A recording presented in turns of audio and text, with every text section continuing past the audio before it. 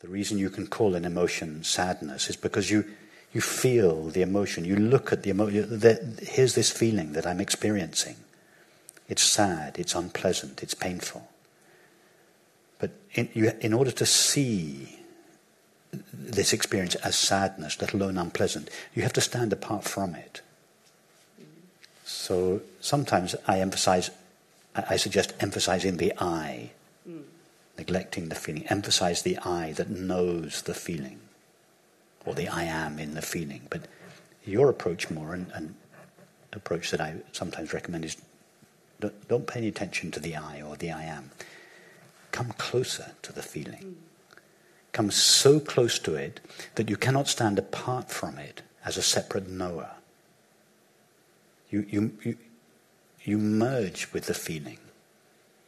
You don't even know that it's a feeling, because in order to know a feeling, you must stand apart from it as the feeler. In order to know an object, you must stand as its subject. You come so close to it that you can't separate yourself from it. You no longer know it's a feeling, let alone sadness, let alone unpleasant. Now there, right, it's in the tantric tradition, it's called devouring your emotions. Grimm Brothers call it kissing the toad. Embracing, devouring, kissing that which is most disdainful to you. And as long as you don't separate yourself from it, you can't know it, you can only be it.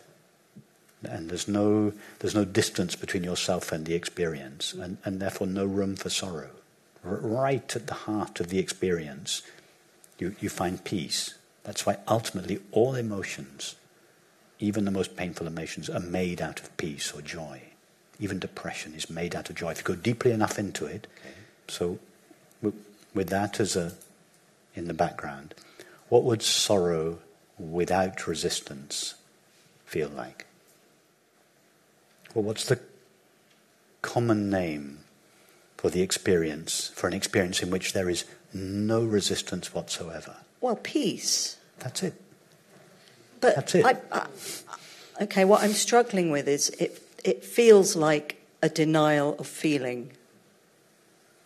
Saying it's not a denial of feeling, it's an upgrading of feeling. But when I sit with people who are in despair and the depths of grief, that's a valid place for them to be. And talking of peace, that will be on the other side of it. In my experience, that is on the other side of it. For people and for myself. It's true. The peace is sometimes on the other side of the despair. In other words, when the despair subsides in 6 months' time, you'll then find peace on the other side of it. That's true. But what I'm suggesting is that you don't have to wait to get to the other side of the sorrow. What I'm suggesting is that right at the heart of the sorrow now, not in 6 months' time, right at the heart of the sorrow now, if you go deep enough into it, right there, now, not in 6 months' time, now, right at the heart of the sorrow, there is peace. Yes, yes, if I understand you correctly, I'm not talking about 6 months' time, I'm talking about it could be a second or a moment, but diving down deep into the feeling, then there comes peace. Yeah, if you go deep enough into it, you find peace at its heart. Yes. You find joy at its heart. To me, I would describe that as being on the other side, but that's just language, maybe. But yes, I get what you're saying. That is.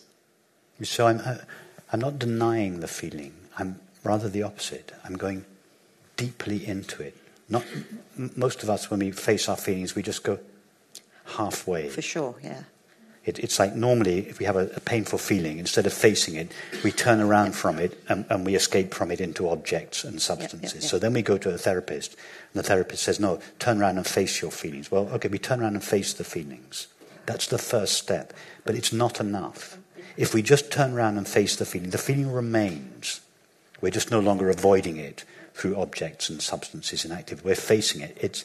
That's the first step. You have to face it, but then you have to embrace it.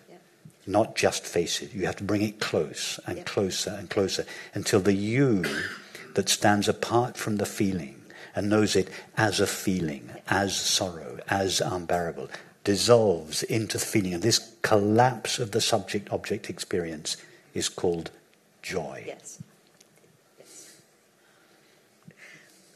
100%. Yes.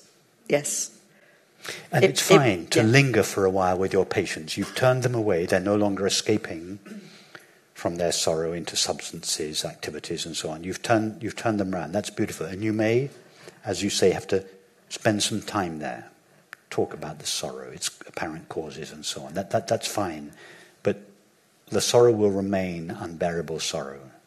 So then with some of you, and this is the skill of the therapist, you'll have to know how quickly you can not just face it, but embrace it. You don't just look sweetly at the toad from a distance. You take it in your arms, you kiss it. That's exactly when you kiss yes. the toad, that's when it turns into the handsome prince or the princess. Yeah. In other words, when you embrace the sorrow, that's when it turns into joy.